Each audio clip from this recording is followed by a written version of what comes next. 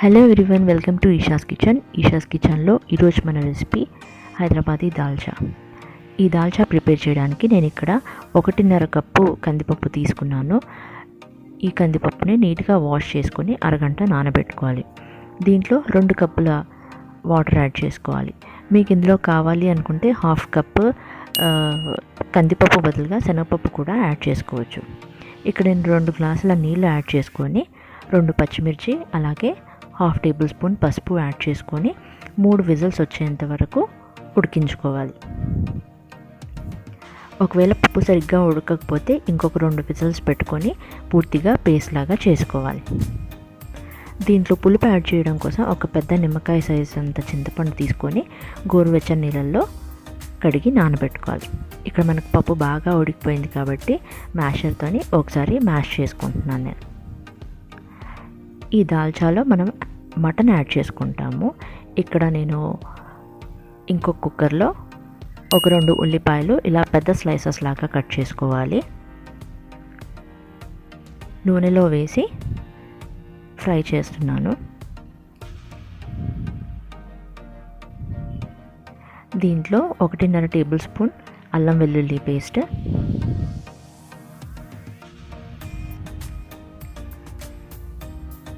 ఈ 2 కలిసేలాగా మంచి స్మెల్ వచ్చేంత వరకు మనం ఫ్రై చేసుకోవాలి. దీంట్లో నేను 1/2 కేజీ వరకు బోన్తో ఉన్న మటన్ యాడ్ చేసుకున్నాను.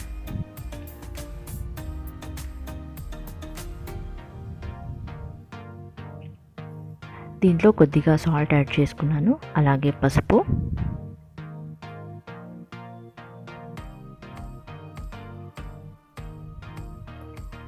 2 టేబుల్ స్పూన్ల కారం యాడ్ చేసుకొని బాగా కలుపుకోవాలి.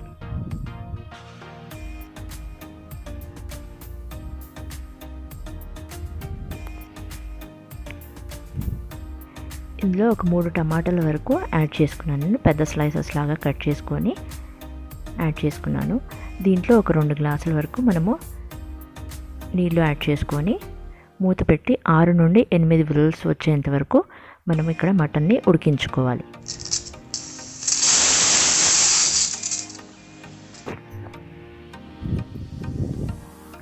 మనం కందిపప్పు ఉడకబెట్టుకున్నాం కదా, దాన్ని ఒక పెద్ద గిన్నెలోకి తీసుకొని ఇక్కడ ఒక 150 గ్రామ్స్ వరకు సొరకాయ ముక్కల్ని యాడ్ చేసుకోవాలి. అలాగే చింతపండు నానబెట్టుకున్నాం కదా, దాన్ని పల్పు కూడా తీసుకొని ఇందులో యాడ్ చేసుకోవాలి. కొద్దిగా కొత్తిమీర, కరివేపాకు కూడా యాడ్ చేసుకొని బాగా మిక్స్ చేసుకోవాలి. ఈ సొరకాయ ముక్కలు ఉడికేంత వరకు మనము మూత పెట్టుకొని ఒక 10 నిమిషాలు ఉడికించుకోవాలి. ఇక్కడ మనకి ఒక 10 నిమిషాల్లో సొరకాయ ముక్కలు ఉడికిపోతాయి. సొరకాయ ముక్కలు ఉడికిన తర్వాత మాత్రమే మనము ఉడికించుకున్న మటన్ని ఈ కందిపప్పులోకి యాడ్ చేసుకొని ఒకసారి బాగా మిక్స్ చేసుకోవాలి. ఇక్కడ మనం యాడ్ చేసిన కన్సిస్టెన్సీని బట్టి కొద్దిగా వాటర్ యాడ్ చేసుకొని ఉప్పు కారం అడ్జస్ట్ చేసుకోవాలి. ఇక్కడ నేను 1.5 టేబుల్ స్పూన్ వరకు గరం మసాలా యాడ్ చేశాను. ఇందులో మీకు కావాలి అనుకుంటే డ్రై మసాలాస్ కూడా యాడ్ చేసుకోవచ్చు, ఇంకొంచెం స్ట్రాంగ్ ఫ్లేవర్ ఉంటుంది. సో ఇది ఒక్కసారి బాయిల్ అయిపోతే మనకి హైదరాబాద్ దాల్చా రెడీ అయిపోయినట్టే. దీన్ని మీరు పలావ్తో కానీ బగారా రైస్తో కానీ దీంతో అన్నా సర్వ్ చేసుకోవచ్చు. ప్లెయిన్ రైస్తో కూడా సర్వ్ చేసుకోవచ్చు, చాలా టేస్టీగా ఉంటుంది. ఈ రెసిపీని మీరు కూడా ఇంట్లో ట్రై చేయండి.